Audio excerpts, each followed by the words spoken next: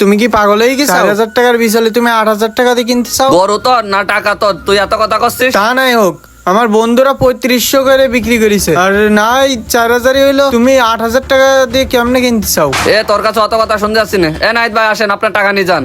ও এই জন্যই তুমি 4,000 টাকার বিছালে 8,000 টাকা দিয়ে কিনে চাও? ভাই 2 ঘন্টা ধরে তো খুঁজলাম, হয় তুমি চোখে ভুল দেখেছাও আর নাই ওরা নিয়ে গেছে। ওরে না, আমি ভুল দেখিনি, চোখে যে সঠিকভাবে দেখলাম।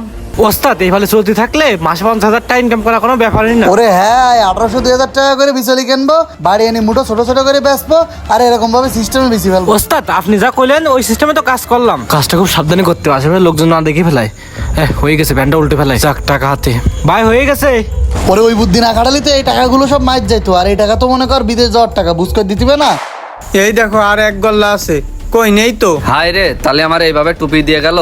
তাহলে বিচলির খরচ খরচা বাদ দিয়ে আজকে তুই তাহলে 1500 টাকা নিয়ে যেতে পারতেছিস।